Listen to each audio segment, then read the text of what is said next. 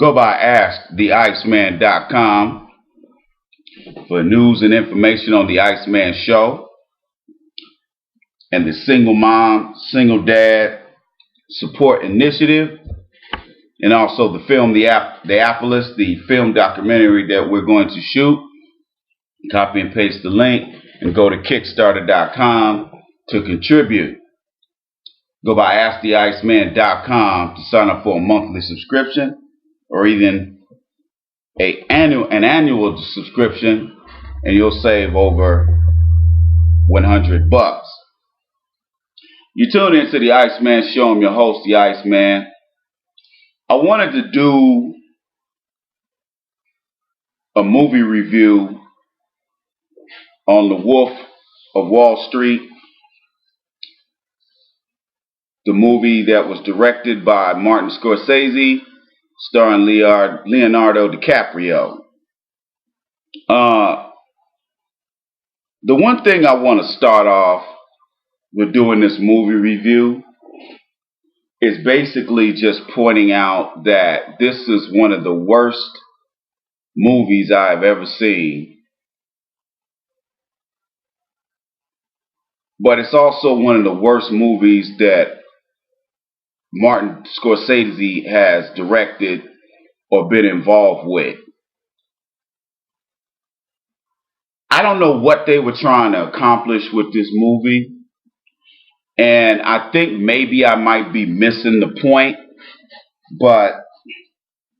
and I think that Leonardo DiCaprio said that they were trying to be over the top because they were trying to magnify the excess and the debauchery. If that is what they were trying to accomplish, they met their goal. I have been all around the world slanging dick. I have done some depraved things in recent history as well as in the past in my travelings around America as well as overseas. And even this movie made me blush to a certain degree. I was amazed at the nastiness of this movie. And let me going forward, let me define what I mean by that. See, I don't really think, as much as I like Leonardo DiCaprio, I really think a lot of the movies that he has been in the last few years, especially Django and this movie, he's out of his element. I don't think, much as Leonardo DiCaprio is respected, especially amongst hip-hop artists and other black entertainers, he's very well respected. As a matter of fact, I was told that Q-Tip is one of his best friends. And from what I've heard from people who have met him, they said he's cool as hell. And so I don't want to make this movie review be an attack on him just because he's a white cat. That's not where I'm going with this. What I'm trying to say here is this movie was not, I've already said it wasn't a very good movie. But there was really no redeeming quality in this movie. I really don't have to rehash the plot of the movie. I don't really need to do that, now do I? Now, one of the young bloods sent me a message. He sent me an email, and he said, "Ice, I went to go see Wolf of Wall Street, and I found it to be very racist. I took that commentary very seriously. So when I looked at the movie, I really tried to look for the racism in the movie, and I didn't see any. I really did. This movie makes white people look bad more than it does anybody else. I mean, I think, if anything, if I was a Jewish person, I would probably be more offended by this movie than any other race or ethnic group, because it really made Jewish guys look bad. I mean, this guy, Jason, or I'm sorry,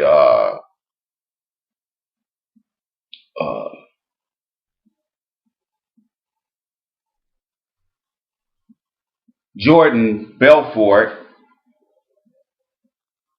He is he's a Jewish cat from Long Island, and if you're gonna say somebody's making somebody look bad, I would say it makes Jews look bad more so than anybody else. So I don't know. I don't agree that the movie is racist. I don't know why some brothers just, I guess because they don't see a whole bunch of brothers or sisters in the movie, they get offended and they say, the movie was racist. Well, how is it racist? It's not about a brother. It's not about a black guy named Jordan Belfort. It's about a Jewish white cat named Jordan Belfort and his excesses and debauchery and his drug use. I think the most disrespectful part of the movie that I really didn't like was the drug use, the gratuitous use of profanity, especially as it related to the word fuck. I just felt like they hung the quality hat on the acting quality hat on cursing and being ridiculous than anything else. I mean, those of you who haven't seen the movie, I don't want to be Mr. Spoiler Alert, but there was a scene in there where Jonah Hill takes his little tiny penis out and starts jacking off in front of Margot Robbie's character. And I thought that was just retarded and a slap in the face to the viewer who went to the movies to see that. I just felt like that. What purpose did that serve? It probably didn't even happen. Okay? And I just felt like it was stuff like that was over the top that really killed the vibe of the movie. It just killed the vibe, man.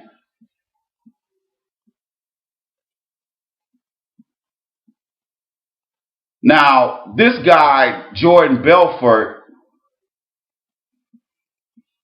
he doesn't deserve, this is another white dude that stole millions of dollars from people, lived like a rock star at other people's expense, gets a couple felonies put on him. He gets sent to the San Fernando Valley, 40 miles north of LA, California, to do his bid. He only does 22 months in a fucking country club federal prison. And guess who was his cellmate? Tommy Chong of Cheech and Chong fame. I got a couple partners of mine used to be in law enforcement that work in federal corrections, and they'll tell you, man, them dudes, that ain't hard time at all if at the federal level, unless you in Supermax. max or super max. Okay? Now those guys get treated like hamsters.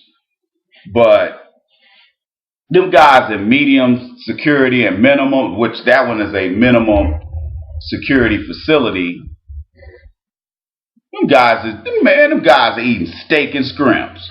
Okay? They in there growing vegetables and shit and fixing veggie meals and all. Man, they in there chilling. Okay? Federal minimum security prison is like being in a 1-star hotel. Okay? And a 1-star hotel like Travelodge ain't bad in most places. Although there are some Best Westerns and travel lodges that, I wouldn't stick my pinky toe in. But this movie was it was so over the top. It was just totally unnecessary. And this guy sits up here, gets out of prison. He's a fucking consultant to companies like Virgin Airlines, Symantec, and other, Delta Airlines, to name a few. He's making $30,000 a lecture on the lecture circuit.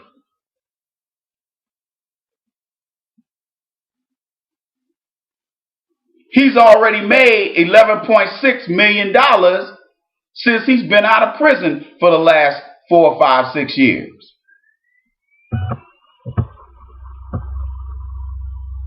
This guy's got a couple felonies on his record, and he out here making mad coin. I find it. I mean, this guy's a motivational speaker. They're paying him cash money to go around the country to sold out goddamn banquet rooms at JW Marriott's and Hilton's. I guarantee if I called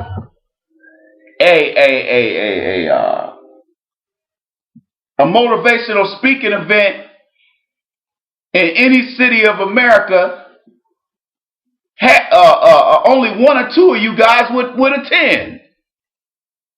The only reason why the one motivational session that I spoke at in Houston last year was sold out was because the guys who were promoting it are also fraternity brothers of mine. And they were trying to help me out. But when they heard I was moving, I was relocating to the ATL, they was like, well, damn, dog. Do you want to come back and forth and do this? We can get you started. I said, man, right now I gotta take care of my kids, man. I'm trying to, restructure my life to where my kids are coming first rather than some of this other stuff. I said, the only stuff I'm going to do is the stuff I can do out of my house, stuff that I can do out of my office in Minneapolis, and that's it. Okay? Even some of the stuff I got going on in San Antonio, I got to put that kind of on hold until the summer of this year. But it's funny how I can't get 5 black people together to hold hands, get drunk, and jump off a porch. But this white boy can sit up here and get multiple felonies on his record, get $110 million judgment put on him for the victims that he swindled. And this guy's out here making mad coin. He's out here making $2 or $3 million a year. Ain't being white grand. This movie is, in my opinion, it shows the sad direction that Hollywood is going in.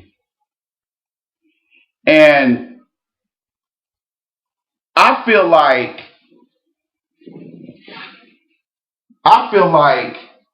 Hollywood has no new ideas. Because every time you turn around, they're trying to repackage and resell the white man is an alpha male, and the white man is king, and the white woman is the epitome of femininity and womanhood. They keep trying to regurgitate and sell this shit to the masses over and over and over again. And people are getting tired of it. I mean, maybe not with this particular movie, because to date it's made over $390 million. And that includes box office and DVD sales, by the way, domestically and abroad. And after the smoke clears, this movie will probably make $500 million in the next 3 years, with all the licensing and cable rights all over the world, DVD sales, reissuance of the movie itself. Okay. I was utterly disgusted with this movie. And this chick here, Margot Robbie, all these fucking white boys are fawning all over this bitch. Okay? Yeah, she's cute, but she's also a typical white female who's wearing a gallon of makeup. And the funny thing about it, I thought she was older. But the funny thing about it is she's only 23 years old. No wonder she's cute. Because had her ass been 30 or 40, 30 or 35 or something like that, I guarantee she'd have been wearing her age like a new pair of penny loafers.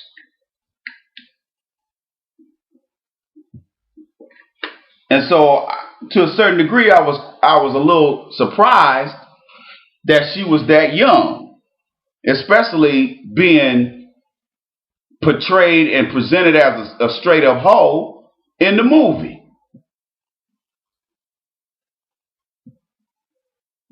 And again, those of you who have seen the movie know what I mean by that. The scene where she was sitting on the floor, rubbing her pussy and all that old kind of shit. Obviously, she had some type of, thing between her legs. I don't think she just was sitting there with no drawers on. But, I mean, it's just, they couldn't have pulled the shit they pulled with her if she was an American white woman. And I felt, it's like I already knew that she was a foreign chick. She's Australian. So their attitudes towards sex and nudity are totally different. Okay? European women will get naked in front of everybody. And it's no big deal because people don't view nudity the same way they do here. Everybody here is deprived of getting dick or pussy. So any mere shadow of a tit or ass or dick, Americans lose their fucking minds because people ain't fucking over here like they are over in these other countries. And it's fucking sad. But that's how we react. Shit, I go out here to run on the trail today because it was like 65 degrees and all of these rich ass fucking white women riding they $3,000 and $4,000 bikes. Hi, have a good run. Okay? Because I'm out there in Nike Pro Combat running.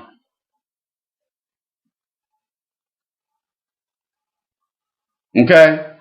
So these women, they coochies are getting hot seeing a black man wear workout gear and being in shape. Because since I've been running, I've lost even more weight. And my knees are starting to feel a little better, even though I still got to get surgery. I'm still, trying to build up the strength that's out in my knees so I can take that pounding when I'm running on that concrete. Because I get in shape a lot faster when I run than just lifting weights. Lifting weights, I pack on too much muscle. And the way I look on these videos, it makes me look older and heavier. That's why when my therapy clients that I've had before I moved to the ATL, and a couple that I've gained since I've been in the ATL, when they see me in person, they say, "Man, you look way younger than you do on them videos." And I'm like, yeah, them videos make me look older. But anyway, one of the main reasons why I wanted to do a review of this movie was not necessarily about the plot and what the movie was about. That's something I try to stay away from. What I really wanted to get into with this movie was the simp nature of Leonardo DiCaprio's character and how his co-star here, Margot Robbie, comes into play. And I think the whole simp dynamic of Leonardo DiCaprio's character is probably the most important part of the movie, more so than the plot, the story, or the plot of the movie. And I think he might have alluded to that in an interview that I read doing research before I did this review. And but matter of fact, he did allude to it. He basically, and I'm paraphrasing what he said, he basically got what he deserved. Because he had a wife who loved him, who was crazy about him. And this idiot goes after this chick, his co-star. Okay? He goes after her. And I got an idea as to what they were trying to do with the story at that point. Okay, they show his wife, they kind of make her look kind of whack, kind of make her look rough around the edges, kind of make her look like, this is pretty much the bitch that he can afford. She ain't that cute. She don't know how to dress. I mean, they had her looking whack. And actually, in real life, that chick looks a lot better than that in real life. Okay, but her character was supposed to, the way Martin Scorsese developed her character, it made her look, rough around the edges and kind of like, okay, he ain't got no money. This is all he can afford. Because you have to understand something. People date and marry people who are at the same level that they are at on the social food chain. And I think they were trying to exhibit that kind of situation and establish that kind of situation early on in the movie. So he runs into into Margot Robbie's character at his beach house, and obviously she got the bullshit ass blonde hair and the prototypical slim body with no ass. And he sees her there. She comes there with her boyfriend, and she is the friend of one of either his wife's friends, or she is a friend of somebody at his company or one of their girlfriends or whatever. I don't remember exactly, and I'm damn sure not going to re-rent the movie just to figure out or try to find out exactly what the answer is to that, because it's not really that important. But one thing I wanted to point out is that right when he saw her at his pool party, he went into simp mode. Okay? And the first thing he does is disrespect her boyfriend. Well, he was weak anyway, but still disrespects her boyfriend and gets all in her grill with that money shit. Oh, yeah, I can't believe you never been jet skiing. All this old bullshit. Okay? So I was sitting there like, okay, I see where this is going to go. I mean, you really ain't got to show me the script for me to know where this is going. And so, fast forward, he gets her number from her friend, calls her, and obviously she's available for a fucking date. Okay? And right away, he starts to simp it. Whining and dining the bitch. He's driving a Ferrari and all this old shit. Typical white man compensating, wine and dine, simp shit. Okay? He gets over to the house and she talking about you want to go come up for tea. Now, you ain't really got to look at this movie too long to understand that Leonardo DiCaprio's character ain't the tea type. He ain't the tea and tea cakes type of guy.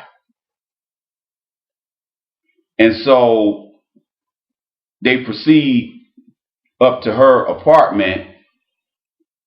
She goes, well, she claims she's going to put a hot pot of tea on, a hot tea kettle full of water on the stove. And after several minutes, she comes out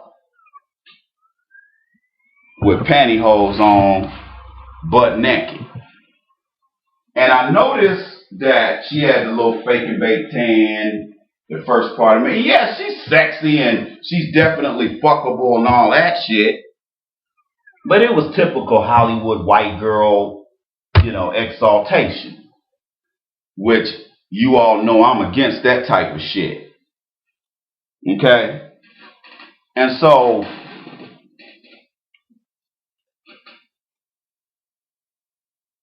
obviously her mindset, and this is the mindset of most women when they meet a rich guy. Give up the pussy right away because I know that's all he wants anyway, and that's the quickest way I can get him. And she makes her play, and I guess it actually works for her character. And they end up getting together from that point on. Now, once he starts getting too far out there with the drugs and his behavior and the debauchery and one thing I thought was just so fucking indicative of white dudes and rich white dudes in America, all the money they were blowing hiring prostitutes. I don't know what it is about rich motherfuckers that they gotta be tricking their money off at the strip clubs and getting call girls, which, you can call them call girls if you want to. They ain't nothing but hoes, high price hoes. Okay? Trust me, I know. Well, we just escort wealthy gentlemen to,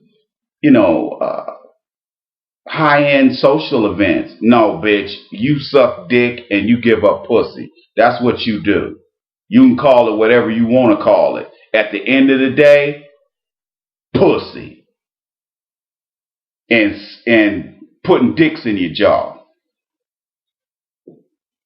She starts acting a fool after a while. And when the indictments start getting handed down and the FBI starts hanging around, what does she do? She packs up her tent and wants to leave. I'm not happy. I want to leave.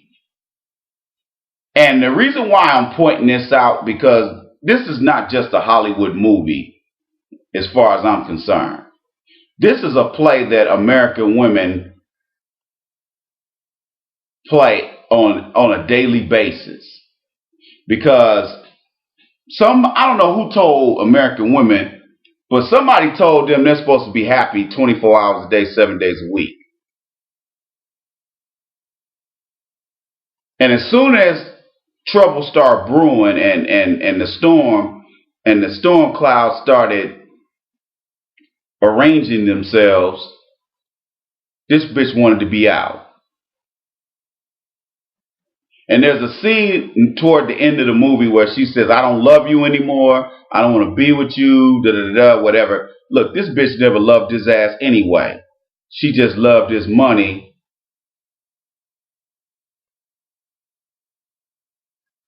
And she just wanted to be about his money. And for that, I said to myself, that's what he gets. Okay? That's what he gets for sitting up there fucking up a relationship with a decent chick. But he gonna go get some old prototype bitch that was only interested in him because he was willing to throw his money out his fucking pocket and spend his money on her, whining and dining and trying to impress her sorry ass. So if nothing else, I'm glad they showed a simp getting his just due. Because she got his ass good. Okay? She got his motherfucking ass good. Okay? She got his ass good. He got everything he deserved. Fucking around like that with his tired ass. So those of you who... I think everybody should see this movie. I definitely believe everybody should see this movie. But I do believe Leonardo DiCaprio is a little overrated. I do believe that. And it may just be some of the last few roles he got. And one thing I'm starting to get a little irritated about with Leonardo DiCaprio, Leonardo DiCaprio is getting close to 40. Okay, you can look at this picture right here and see that he is aging pretty fast.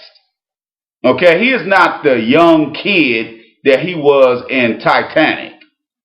Okay, he was in his early 20s when he did that movie. What is he, 36, 37? I didn't look up his age or anything like that. But Leonardo DiCaprio is not a little kid anymore. And I think, and I could be wrong. That's just my opinion. That I think their play of trying to make him seem like a young guy is just gotten kind of tiring. Because I really didn't even dig Leonardo DiCaprio until I saw him in Catch Me If You Can. And I saw it in San Diego, liked the movie, but I wasn't like, I liked it. It was a good movie. It was cool. But I really didn't get into that movie until I was living in Europe. And I saw, I had a girlfriend that had it, and I kept looking, because I wasn't doing anything during the day. So I looked at it a couple of times. I was like, this is a really good fucking movie. So I think if he played some roles that were more suitable for his age, I think he would stand out as an actor. Now, Shutter Island, yeah, that was a cool movie. He did okay in that. But, him to be playing young, rich guys, that's getting kind of old for him. Okay? But again, the real Jordan Belfort is a little 5'6", 160 pound guy who has multiple felonies on his record, and yet this motherfucker out here making mad fucking coin. I don't have a problem with Margot Robbie, nor do I have a problem with Jonah Hill or Martin Scorsese or Leonardo DiCaprio as the lead. What I have a problem with is why they had to take the debauchery and the greed to a level where it totally ruined the movie. Now, some of you young cats might see that differently, but I'm from a different era than you are. But I still respect your opinion. This is definitely not a movie I'm going to buy.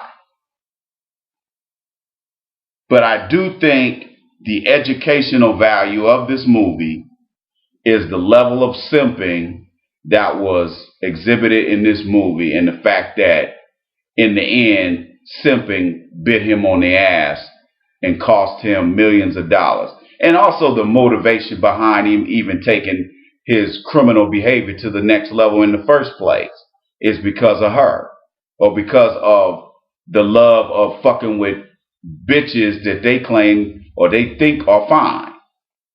And like I've said on many videos, ladies and gentlemen, mainly gentlemen,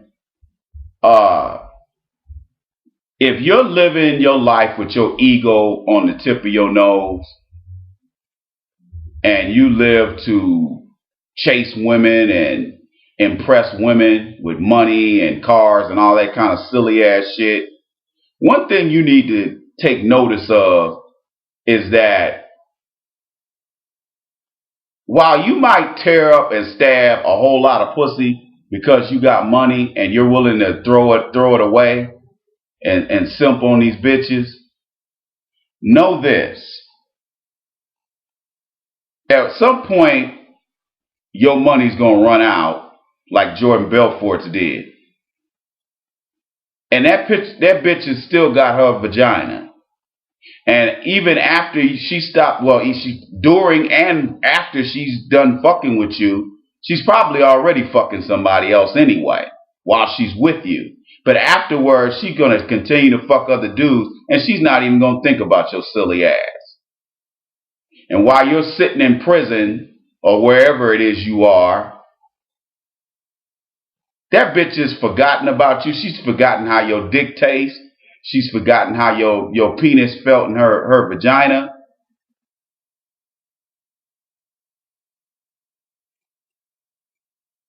And she's moved on to the next trick. While you're sitting around thinking about how good the pussy was and how you had this fine ass little young bitch.